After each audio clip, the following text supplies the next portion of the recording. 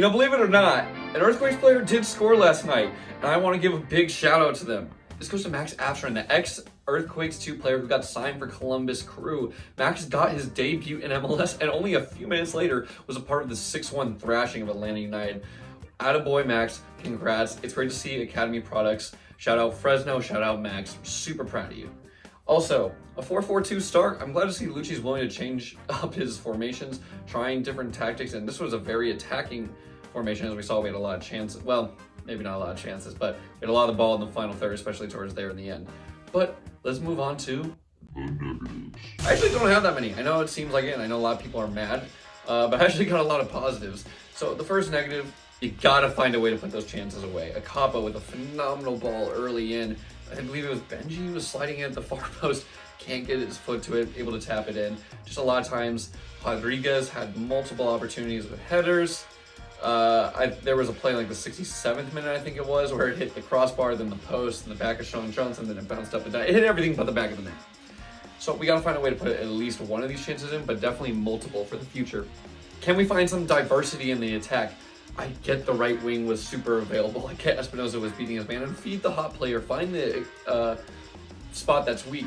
But can we find some diversity? We're just gonna send it and cross it in all the time. Is that really gonna work for us? And the same thing with set pieces. When are teams gonna realize, and I love our set pieces, don't get me wrong, I love them and they're working right now, so keep doing them, but just some diversity, throw in some different things. A lot of the time it's, hey, let's send it to the far post. Jonathan Mensah's open, let's head it back in, and then send it in. It's working, let's keep doing it, but just, throw a little spice in there.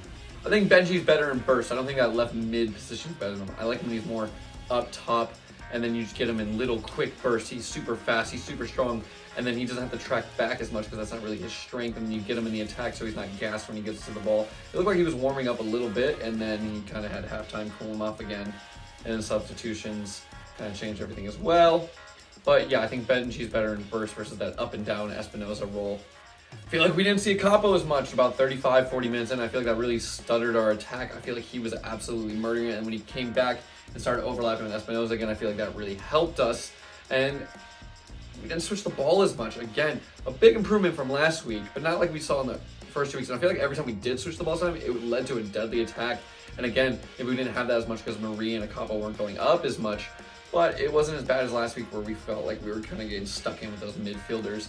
But I would have liked to see a Capo more involved. But maybe it was a defensive play too. Maybe they saw they were going for some counters and they had to hold back with Marie. So I'm not too mad about it. But when he does go forward for us, it is a clear advantage for us.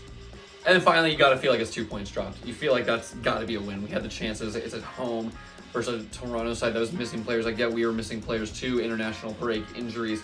But it really did feel like 2 points were dropped. And something that if we look back in the season, that might be a swing. But you know what? Let's move on to the positives. And I do have a lot of these. We can play some ball.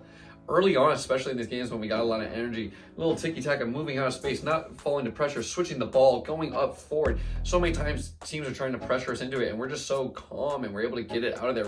We're gonna mess up a few times, happens, but it is absolutely amazing how it's going, and I just love that we're playing beautiful soccer, and that's why I'm not too mad about these results, and we'll get onto that later. But we're playing some good ball. Jackson Yule's looking super free. He's able to get up more. It's really cool to see the captain being, I like him in more of an attacking role, but just being able to churn with the ball and go with it, be creative, show his prowess, and that he's not just stuck in this in-between center back role, and he's able to distribute the ball and not just do long balls. It's been great from the captain. Michael Baldissimo, great improvement from last week. Got to see him on the ball more. Got to be more creative. Workhorse, waiting for some late tackles that should have been yellows, but I'm not mad about it because he's on our team. Big improvement from Baldissimo. I'd obviously like to see more from everyone, but big improvement. Overall, great movement off the ball too, especially from the front three. And Cade Cal, that kid is improving so much, and I love to see it. Just watch his off-ball runs, watch his awareness, watch the way he's swiveling his head to look for something. It's going to be very, very incredible to see when this kid starts to develop more and more and more. I hope it keeps going. It doesn't just stagnate again. Jaybo's looking free. Jaybo looks like he's very comfortable. He's able to move around space, go where he wants. It looks like he's dictating his own space. Looking very great from Jaybo. And I also love the hustle he had off the ball and the desire to win it after someone lost. Just that 5, 6, 7 seconds of boom, we're going to press. It's been very impressive to watch from the boys. Okay, I know it may seem stagnant. I know I said we didn't have diversity in attack.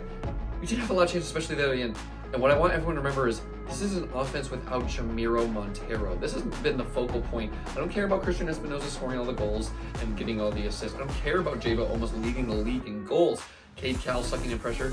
You are lying to yourself if you're saying Jamiro Montero wasn't the focal point of offense last year, and then defensively pressing as well. So the fact that we lost such a key piece, and Carrezo, don't get me wrong, because that frees up Miro and Yule to go further up too. But we didn't have either of them, but Miro especially, that is a very dangerous sight to see in the future. So that's why I'm not mad about this either. Good to see Jutsu was available. I thought he'd be injured for a little bit longer, and I'm glad Asuni Buddha got his opportunity with more minutes. I thought he earned it, and I'm glad Lucci paid him forward with more minutes. Hey, we may have lost Eric Ramadi, but we had the Ramadi special. Get in front of the ball, just fall as soon as they get to you. Won us a lot of free kicks. It was cool to see the team just, we're playing so much smarter. Oh, I love it. That's why I'm not mad. We're doing more intelligent things.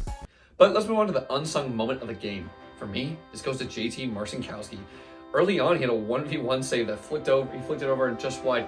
That could have changed the whole trajectory of the game. I think it was about 11 minutes in. We go down 1-0. That would have changed everything. If we didn't score this game, I mean, maybe we would have changed our tactics and the desire early on, but we didn't score, so that could have been a 1-0 loss. So thank God for JT. Let's move on to the unsung player of the game. For me, Captain Jackson Yule. It was really, really good to see Jackson, like I said, more free, more just creative, going to churn at the ball, looking, moving off spaces. It's good to see him create, and he's able to do that for us. And when he's not sucked as far back, and he's just able to have that safety net behind him. So it's been great from the captain. But let's move on to some fan questions. First one comes from Abram. Would we win if we weren't missing all our players? I mean, it's not really fair because they were missing probably more and a bigger chunk of players, so you can't really say this, that, or the other. But it really is a who knows. Who knows? I think Miro would have really helped us. Would have changed the formation again. Wouldn't have seen the GOAT, Tommy Thompson. So that would have been interesting to see. That's something else I wanted to say. Tommy Thompson really was effective in a shorter burst, so I do like him coming on as a sub. Yeah, it's so unfair to say, oh, but we didn't have this, because like everyone is dealing with injuries, and I think that's a part of the game. Staying healthy is a quality. Gareth Barry from the Premier League. Man was healthy. James Milner stayed healthy their whole career. That is an important trait to have in a player. Someone who can just stay consistent and healthy throughout the season. Just slot him in for a few minutes. So, you know what? It's part of the game, so I can't really say either way. But it's a football life for me. I'm numb after today's loss. Are you? A tie that feels like a loss. Did it feel like a loss? Well, I've had games before where I'm like, oh, God, I feel like I lost. But that just feels like 2 drop points. I'm not numb. No, we played well. I'm seeing improvements, and I'm seeing ideas be executed. I'm seeing improvements week to week. I'm seeing ideas implemented. I'm seeing structure in the team. And I said we gotta give it 7 or 8 games. We couldn't be all happy after the first game, whether it was a win, loss, or whatever. So I gotta give him time with both wins and losses to develop. And I want to see that Lucci is taking things and improving it. It's gonna take some games. These are a lot of new faces, a lot of injured guys. So even more new faces. We're trying to mesh together. And then we gotta give Leach, who's done a phenomenal job in off season with Lucci, try and get it together. So I'm giving it time, but I am seeing a early adaptation of good soccer, good style of play, good defensive mindset, good structure, and ideas moving forward. So I can't be mad. Final question from Michael Lee Pastor. I really like this one. Who are you most eager to see return to the pitch for the Earthquakes? I mean, it's got to be Jamiro Montero. He's my favorite player to watch outside of Tommy Thompson, of course. The GOAT!